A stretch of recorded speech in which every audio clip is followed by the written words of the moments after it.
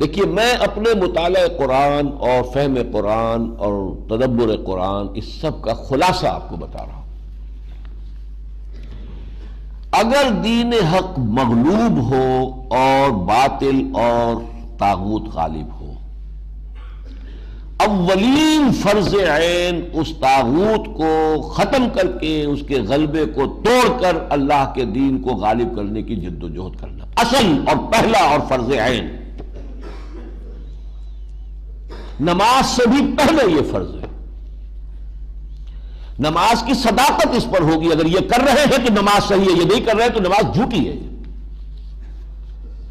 باطل کو آپ نے گوارا کر رکھا ہے، ریکنسائل کر رکھا ہے، نماز پڑھ رہے ہیں ایاک نعبد و ایاک نستعین، جھوٹ بول رہے ہیں آپ۔ ہاں باطل کو آپ نے تسلیم نہیں کیا ہے، باطل کے خلاف آپ کی جد و جہد جاری ہے، تب آپ کہیں ایاک نعبد و ایاک نستعین تو سچ بول رہے ہیں، ورنہ نماز جھوٹ بنتا ہے۔ وَنَخْلَعُ وَنَتْرُكُ مَن يَفْجُرُكَ، ہم چھوڑ دیتے ہیں جو بھی تیرے فاسق و فاجر ہوں، اور ہمارے تو کوئی فرق نہیں پڑتا، وہی دوستیاں، وہی رشتہ داریاں، فساق و فجار، حرام خوروں، ہم سب کے ساتھ جھوٹ بولتے ہیں روزانہ۔ بازی بازی بارش بابا ہم بازی، جھوٹ اوروں سے اللہ کی جناب میں کھڑے ہو کے جھوٹ بولنا۔ تو پہلی بات سمجھ لیجیے، اس صورت میں پہلا فرض یہ ہے جس کے ہونے پر ہر فرض کے صحت کا دار و مدار ہے۔ نماز بھی اس کے لیے استعانت کے لیے ہے، وَاسْتَعِینُوا بِالصَّبْرِ وَالصَّلَاةِ، اس مقصد کے لیے استعانت نماز سے حاصل کرو، مدد حاصل کرو۔ ہاں اس کے برعکس صورت اگر ہو، خلافت راشدہ میں ہم پیدا ہو گئے ہوتے تو نظام قائم ہے، اور اس نظام کی مزید توسیع، اسے پورا یونیورسلائز کرنا یہ حکومت کی ذمہ داری ہے، ہم حکومت کے نظم کے پابند ہیں۔ اس صورت میں یہ فرض کفایہ ہے، حکومت کہتی ہے اتنے آدمی والنٹیئرز ہمیں چاہیے، اتنے آدمی نکل آئے، باقی سب آرام سے گھروں میں سوئے، ان کے اوپر کوئی ملامت نہیں ہے، یہ فرض عین نہیں ہے۔ ایسے جیسے نماز جنازہ فرض کفایہ ہے، کچھ لوگوں نے نماز پڑھ لی، باقی سب کی طرف سے بھی ادا ہو جائے گی، کسی نے نہیں پڑھی تو سب مجرم، سب گناہ گار ہو جائیں گے۔ اس معنی میں اگر خلافت کا نظام قائم ہو، دین غالب ہو، تو انڈیویجولز کے اوپر سے ذمہ داری ہٹ گئی، اب وہ ادارہ موجود ہے خلافت کا، حکومت اسلامی کا، وہ اس کی دیکھ بھال کرے گا۔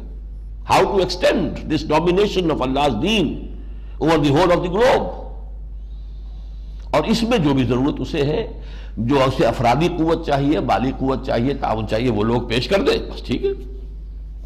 لیکن جب صورت یہ نہیں ہے، باطل کے غلبے میں آپ رہ رہے ہیں، تو اقامت دین کی جد و جہد اولین فرض عین ہے، یعنی نمبر ایک، اضافی نیکی نہ سمجھیے اس کو،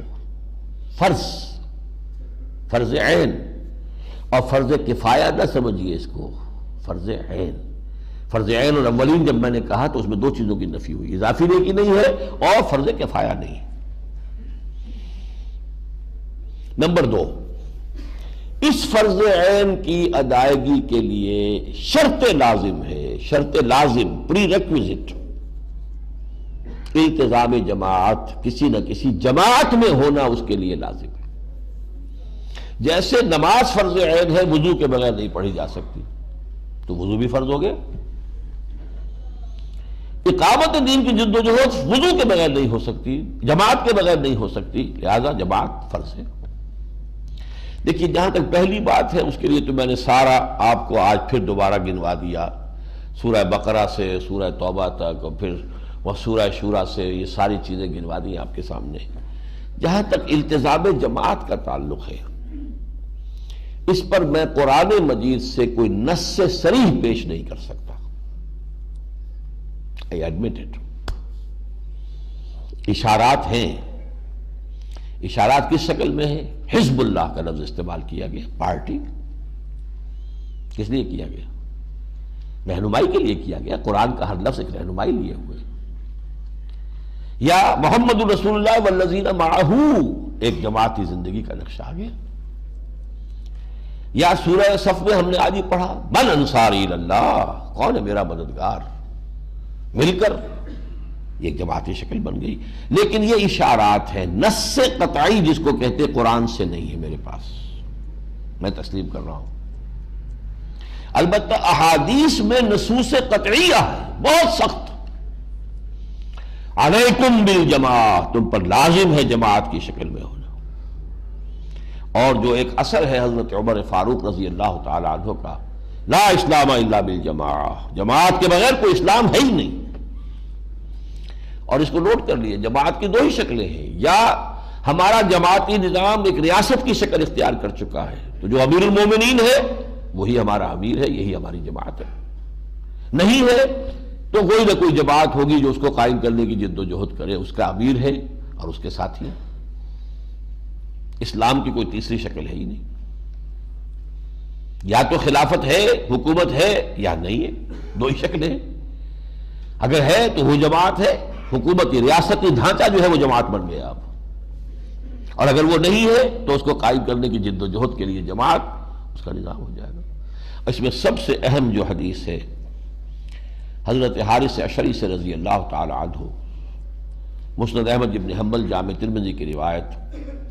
حضور فرماتے ہیں انی آمرکم بخمس، مسلمانوں میں تمہیں 5 باتوں کا حکم دے کر جا رہا ہوں. اللہ امرنی بہن، اور یہ میں اپنی طرف سے نہیں کر رہا ہوں، اللہ نے مجھے حکم دیا ہے ان کا. بالجماعت والسمع والطاعت والہجرت والجہاد فی سبیل اللہ. جماعت کی شکل، اور جماعت بھی سمع و طاعت والی، لسن اینڈ اوبے، سنو اور اطاعت کرو، منظم. اور نمبر 4 اور 5 ہجرت اور جہاد. تو جہاں تک کہ احادیث کا تعلق ہے اس میں تو بڑی شدید جو ہے مضبوط نصوص قطعیہ موجود ہیں جماعتی زندگی کے لیے. قرآن میں نہیں ہے، البتہ عقل سلیم، منطق، سمپل لاجک، وہ سب سے بڑی دلیل ہے کہ نظام کی تبدیلی بغیر کسی جماعت کی جد و جہد کے ممکن نہیں ہے. کسی خیال کو ایک شخص بھی پھیلا سکتا ہے، کوئی آتھر ہے، اس نے کتاب لکھ دی ہے، خیال پھیل جائے گا، آج نہیں کل پھیل جائے گا. کوئی انسٹیٹیوشن ہے، کوئی علی گڑھ کا سکول بن گیا ہے، علی گڑھ کا کالج بن گیا ہے، اس سے کچھ خیالات پھیل جائیں گے. نظام نہیں بدلتا ان چیزوں سے. For that you need a party, a revolutionary party, very much disciplined party.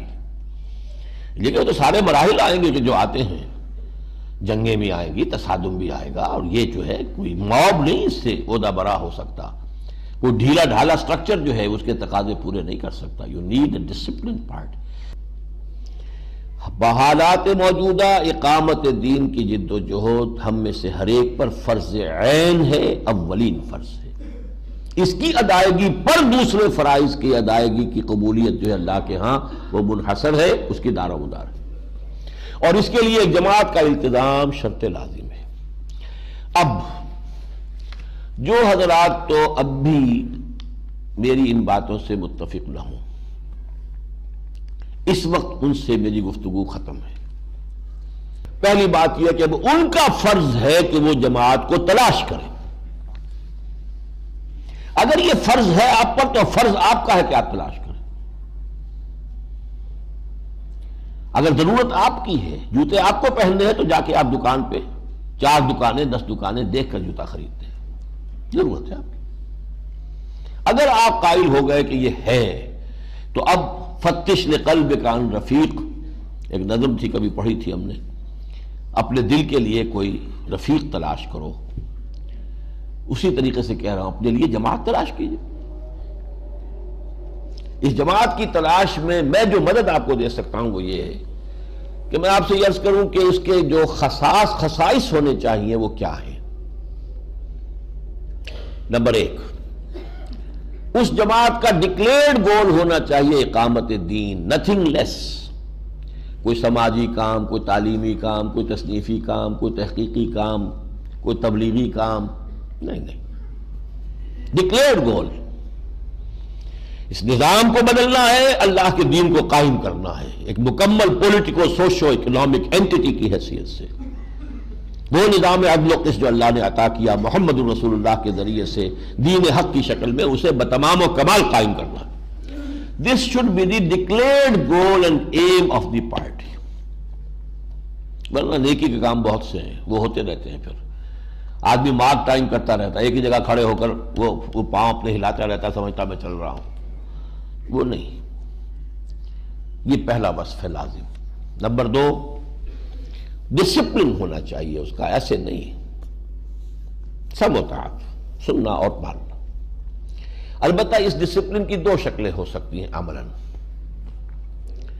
ایک شکل جو کم سے کم 3 درجے افضل ہے، وہ ہے بیعت شخصی۔ ایک شخص سے بیعت کرنا کہ ہمیں تم پر اعتماد ہے اور ہم تمہارے ساتھ ہیں، مشورے ہم بھی دیں گے، فیصلہ تم کرو گے، ہم مانیں گے بشرطے کہ شریعت کے دائرے سے باہر نہ نکلو۔ یہ ہے شخصی بیعت، کسی شخص سے اپنے آپ کو وابستہ کر لیں۔ یہ 3 درجے افضل کیوں ہے؟ نمبر 1، قرآن میں اسی کا ذکر ہے جو ہم پڑھ چکے، سورہ فتح میں ہم نے پڑھا، پھر سورہ ممتحنہ میں خواتین کے لیے بھی آ گیا، حدیث میں اس کا ذکر ہے، سیرت میں اس کا ذکر ہے، اور کم سے کم 1300 برس تک تو امت مسلمہ کے اندر اس کے سوا کوئی شے بھی اجتماعیت کے لیے موجود ہی نہیں رہی۔ یعنی منصوص، مسنون، معصور، 3 جو ہیں اس کے ساتھ لاحقے ہیں کہ بیعت، شخصی بیعت ہی کا نظام رہا ہے۔ حضور نے بیعت لی، خلفاء نے لی، اگر وہ خلافت بگڑ رہی تھی اور حضرت حسین اس کو ٹھیک کرنے کے لیے میدان میں آئے تو بیعت لی۔ یہ دوسری بات ہے کہ وہ کوفی جو ہے اپنی بیعت توڑ گئے بعد میں، لیکن جو بھی کوشش ہوئی بیعت پر ہوئی، حکومت بنی تو بیعت پر بنی، یہاں تک کہ تزکیہ نفس کا ایک علیحدہ نظام بنا تو بیعت پر بنا۔ پیری مریدی کی بیعت بلکہ ہوتے ہوتے بیعت رہی گئی صرف وہ، باقی تو بیعتیں ذہن سے نکل گئی، بیعت جہاد تو رہی نہیں۔ پچھلی صدی میں جتنے جہاد ہوئے کلونیلزم کے خلاف، یہاں سید احمد بریلوی رحمۃ اللہ علیہ نے جہاد کیا سکھوں کے خلاف، اور پھر انگریزوں کے خلاف کرنے کا پروگرام تھا اصل میں، وہ تو ادھر سے ہنٹرلینڈ سے آنا چاہتے تھے کہ عالم اسلام کے ساتھ سرحد سے آگے بڑھے تو پہلے سکھوں کو صاف کرے، پھر انگریزوں کے ساتھ جو ہے زبردست آزمائی ہوگی۔ بیعت لی، بیعت کے اوپر جماعت بنائی۔ سوڈان میں مہدی سوڈانی نے انگریزوں کے خلاف جہاد کیا بیعت کی بنیاد پر۔ اٹلی میں جہاد کیا سنوسی نے اطالویوں کے خلاف، لیبیا میں بیعت کی بنیاد، چچنیا میں امام شامل نے جہاد کیا، 30 برس تک روس کی فوجوں کو جو ہے زار کی فوجوں کو انہوں نے پریشان کیے رکھا، بیعت کی بنیاد۔ تو یہ ہے مسنون، منصوص، معصور۔ البتہ اگر کوئی دستور ہے، جیسے جماعت اسلامی ہے، اس کا ایک دستور ہے، دستور کی اطاعت کرنی پڑتی ہے، جو شخص بھی شامل ہوتا ہے وہ دستور کا حلف لیتا ہے، یہ بھی میرے نزدیک جائز ہے، مباح ہے، حرام نہیں ہے، لیکن افضل 3 درجے جو ہے وہ شخصی بیعت ہے۔ بہرحال یہ دوسری بات ہوئی۔ نمبر 1 کہ ڈکلیئرڈ گول ہونا چاہیے اقامت دین، کوئی چھوٹا موٹا نیکی کا کام نہیں۔ نمبر 2 ڈسپلن ہونا چاہیے، بیعت کا سا ڈسپلن تو ہو، چاہے وہ شخصی بیعت ہو چاہے دستوری بیعت ہو۔ نمبر 3 ان سے ڈیمانڈ کی جانی چاہیے کہ آپ کا طریقہ کار کیا ہے، how do you want to proceed and how do you derive it from the سیرہ آف دی پروفٹ، آپ نے کیسے اس کو، حضور کا اسوہ ہے ہمارے لیے، اس سے کیسے آپ نے اس کا اخذ کیا ہے، استنباط کیا ہے، استدلال کیا ہے، ڈیرائیو کیسے کیا ہے، ڈیڈیوس کیسے کیا، بتائیے، ثابت کیجیے۔ اور اگر کہیں پر آپ سمجھتے ہیں کہ حالات کی کوئی تبدیلی اتنی بنیادی ہے کہ اجتہاد کی ضرورت ہے تو وہ معین بات بتائیے، کہاں تبدیلی ہوئی ہے، کیا معین اس میں اجتہاد آپ کرنا چاہتے ہیں۔ یہ ہے نمبر 3۔ اس لیے کہ نبی جو ہوتے تھے ان کے تو ہاتھ میں ہاتھ دے کر آدمی مطمئن ہوتا تھا، وہ جدھر موڑ دے مڑ جاؤ، شمال میں رخ کر دے نماز پڑھنے کے لیے شمال میں رخ کر کے نماز پڑھو، جنوب میں کر دے جنوب میں پڑھو، ذل مع الحق ہے سدار، نبی تو الحق ہے، اپنی ذات میں سچ ہے، مکمل حق ہے، لہذا اس کے ساتھ اٹیچ ہو گئے، جدھر وہ جا رہا ہے ادھر چلے جاؤ، اس سے پوچھنے کی ضرورت نہیں ہے آپ کہاں سے جائیں گے، کس راستے سے جائیں گے، کس وادی میں سے گزریں گے، نہیں۔ لیکن اب کوئی نبی تو نہیں ہے، جو شخص چاہتا ہے میں اس کام میں آگے بڑھنا چاہتا ہوں، میں کرنا چاہتا ہوں، آؤ میرا ساتھ دو، تو he has to define the methodology اور how he derives it from the seerah of the prophet، کہاں سے نکالا اس نے، کیسے نکالا، یہ تیسرا کام۔ چوتھا یہ کہ اس تنظیم اور جماعت کی قیادت کے قریب ہو کر دیکھیے کہ یہ بہروپیے تو نہیں ہے، ان کا کردار میں، قول و عمل میں کوئی بہت بڑا فرق تو نہیں ہے، کوئی بڑی خلیج تو حائل نہیں ہے، یہ بھی چوتھی چیز ہے لازم۔ عام لوگ جو ہے ان میں بھی ہوگا، لیکن یہ کہ ان میں ہر طرح کے لوگ ہوں گے۔ جیسے حضور کی بھی تو جماعت ہی شمار ہوتی تھی، ان میں منافقین بھی تھے، لیکن یہ کہ وہ تو جماعت تھی حضور کی، مسلمان ہی سمجھے جاتے تھے۔ قیادت جو ہے، جو بھی اصل قائد ہے جس سے بیعت کر رہے ہیں، اور یا یہ کہ اس کے جو قریب ترین ساتھی، ان کو ضرور دیکھ لیا جائے۔ یہ 4 کام ہیں کہ جن کو سامنے رکھ کر اب جس شخص کا مجھ سے اتفاق ہو گیا ہو کہ یہ 2 فرض عین ہے اور اس کے لیے التزام جماعت واقعی ضروری ہے، جیسے وضو نماز کے لیے، تو اب یہ کام اس کا ہے کہ وہ تلاش کرے، اور جو بھی منیمم شرائط کے اوپر اسے سمجھ میں آئے کہ ایکسیپٹیبل ہے اس میں شریک ہو جائے۔ مزید کے لیے دیکھتا رہے، ہو سکتا ہے اس سے بہتر کوئی ہو جس کی طرف پہلے نگاہ نہیں گئی تھی، اگر بہتر سامنے آ جائے اس کو چھوڑے، اس میں شامل ہو جائے، اس لیے کہ یہ نبی کی جماعت نہیں ہے کہ جس کے ہاتھ ایک دفعہ ساتھ ہو کر پھر اس سے نکلنا کفر میں جانا ہو جائے، نہیں ہے جستجو کہ خوب سے خوب تر کہاں۔ We have to be pragmatic, عملی ہونا چاہیے۔ آج کی تاریخ میں مجھے یہ جماعت نظر آ رہی ہے، میں جوائن کرتا ہوں، لیکن یہ کہ اگر اس کے بعد مجھے محسوس ہوتا ہے کہ اس سے بہتر جماعت ہے موجود، تو میں اسے چھوڑوں گا اور دوسری کو اختیار کروں گا۔ اور جب تک انسان اس جد و جہد میں ہے، اگر سنجیدگی سے کر رہا ہے، ایسے نہیں بس کہ ہاں جی میں تلاش ہی کر رہا ہوں اور کوئی وقت اس میں لگا ہی نہیں رہا، کوئی بھاگ دوڑ اس کی ہے ہی نہیں، یہ نہیں، سنجیدگی سے اگر اور واقعتاً اس کی تلاش میں آدمی ہے، تو جب تک اسے ایسی جماعت نہیں ملتی وہ ایک درجے میں جماعتی زندگی ہی گزار رہا ہے۔ اور یہاں میں تشبیہ دوں گا کہ وضو تو نہیں ہوا، تیمم اس کا ہے۔ تیمم کے معنی ارادے کے ہیں، فتیمموا، پانی نہ پاؤ تو فتیمموا صعیدا طیبا، تو قصد کرو، ارادہ کرو پاک مٹی کا۔ تو جو شخص اس قصد میں ہے وہ بھی در حقیقت تیمم کے درجے میں کم سے کم جو ہے وہ تقاضا پورا کر رہا ہے، لیکن پرووائڈڈ ہی سیریس، پوری طریقے سے سنجیدگی سے وقت لگا کر وہ اس کام کو فیصلہ کن معاملہ اپنے لیے سمجھ کر، زندگی اور موت کا معاملہ سمجھ کر اس کے لیے وقت لگا رہا ہے۔ اچھا، اب میں صرف جہاں تک تنظیم اسلامی کا تعلق ہے، جو اس کا طریقہ کار ہے وہ میں چاہتا ہوں، یہ جو آپ کو 4 ورقہ دیا گیا ہے اس میں سے 2 ورقوں کے حوالے سے اس کو پڑھ لیں میرے ساتھ مل کر۔ ہمارا طریقہ کار یہ ہے، ویسے اس میں وہ جو خلافت کے سلسلے پہ ہمارے بنیادی خیالات ہیں، سماجی سطح پر کیا تبدیلیاں آئیں گی، معاشی سطح پر کیا آئیں گی، سیاسی سطح پر کیا آئیں گی، لیکن یہ کہ جو 5واں صفحہ ہے، اسلامی انقلاب یعنی قیام نظام خلافت کے لیے تنظیم اسلامی کے پیش نظر طریقہ کار یہ ہے کہ جو لوگ اللہ کی رضا اور آخرت کی فلاح کے حصول کے لیے سر دھڑ کی بازی لگانے کو تیار ہوں، جن کا مقصود یہ بن گیا ہو، نصب العین یہ بن گیا ہو، جو اللہ کی رضا اور آخرت کی فلاح کے حصول کے لیے سر دھڑ کی بازی لگانے کو تیار ہوں، وہ نمبر 1 سب سے پہلے خود پوری طرح مسلمان اور حقیقی معنی میں اللہ تعالیٰ کے بندے بنے اور اپنی ذات اور اپنے دائرہ اختیار میں شریعت اسلامی نافذ کریں، اور اس کے لیے اپنے نفس کے خلاف بھی جہاد کریں، بگڑے ہوئے ماحول سے بھی مردانہ وار کشمکش کریں، اور دوسروں کو بھی مقدور بھر اس کی دعوت دیں، پہلا کام۔ دوسرا، باہم دینی اخوت اور ایمانی رشتوں میں بندھ کر آپس میں نہایت رحیم و شفیق اور دین کے باغیوں اور مخالفوں کے خلاف سیسا پلائی ہوئی دیوار بن جائے۔ نمبر 3، کسی ایسے شخص کے ہاتھ پر ہجرت و جہاد اور سم و طاعت فی المعروف کی بیعت کر کے ایک جماعتی نظام میں منسلک ہو جائیں جس کی رائے کی پختگی اور خلوص و اخلاص پر انہیں پورا اعتماد ہو۔ یہ پہلا مرحلہ جو ہے 3 سٹیپس کے اوپر مشتمل تھا۔ اب وہ فرد ایک اجتماعیت کا یونٹ بن گیا ہے، اس میں شریک ہے، اور اس طرح جو اجتماعی قوت وجود میں آئے وہ کیا کرے، اس کے بھی 2 مرحلے ہیں۔ جب تک یہ قوت مناسب مقدار میں جمع نہ ہو جائے اس وقت تک تن من دھن کے ساتھ اسی دعوت و تربیت اور تنظیم کی توسیع اور مضبوطی کی کوشش میں لگے رہیں، اور سب سے زیادہ توجہ اپنی اور اپنے ساتھیوں کی اصلاح اور تزکیے پر مرکوز رکھیں۔ اس دوران میں تحریر و تقریر کے ذریعے بھلائی کی دعوت دیتے رہیں اور برے کاموں سے روکتے رہیں، لیکن نہ ملکی انتخابات میں حصہ لیں، نہ ہی کسی سیاسی ہنگامے میں فریق بنیں۔ سیاسی ہنگامے میں فریق بن گئے تو جس کے آپ خلاف ہیں وہ اس کے کان آپ کی دعوت کے لیے بند ہو جائیں گے۔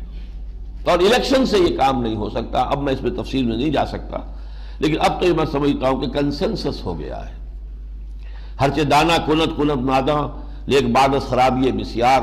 اب تو تقریباً تمام دینی جماعتیں یہ مان چکی ہیں کہ الیکشن میں حصہ لے کر یہاں اسلام نہیں لایا جا سکتا.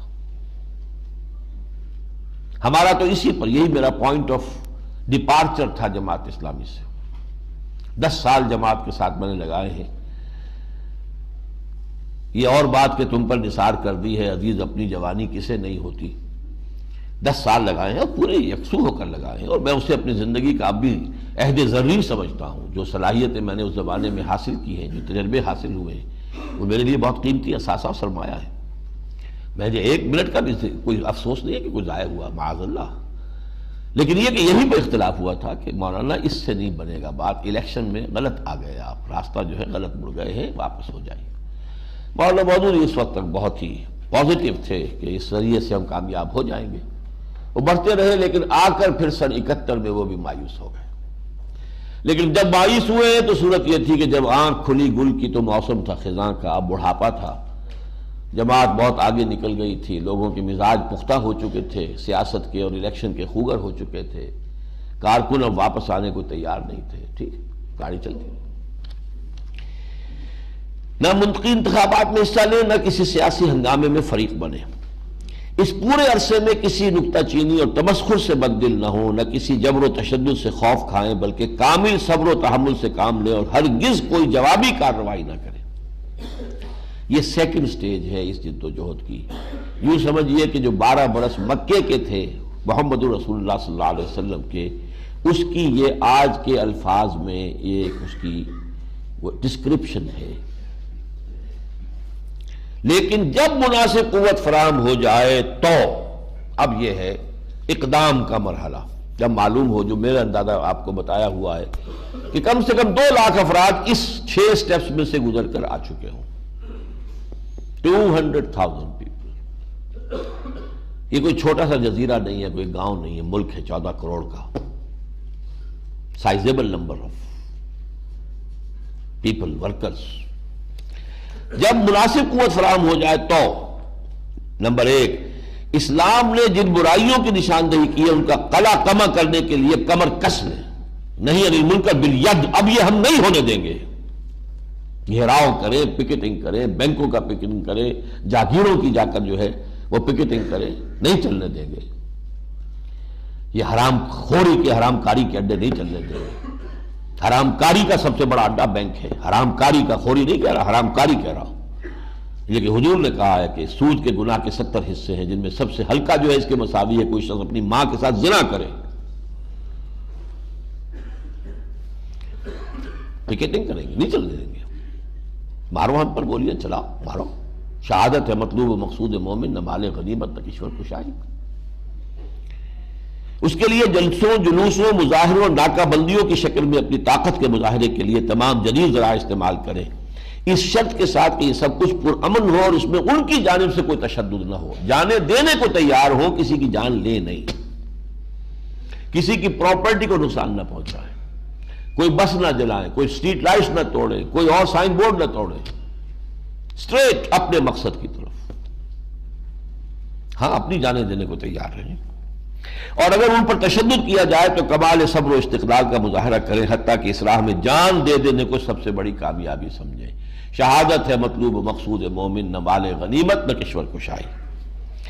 اس پہم کا شاکش اور جہاد فی سبیل اللہ میں یا حق کا بول بالا ہو جائے یا شہادت کی موت نصیب ہو جائے. وَهُوَ الْمَطْلُوب، وہ ہے ہمارا مطلوب و مقصود. شہادت ہے مطلوب و مقصود مومن، نہ مال غنیمت نہ کشور کشائی. اقول قولی ھذا واستغفر اللہ لی ولکم ولسائر المسلمین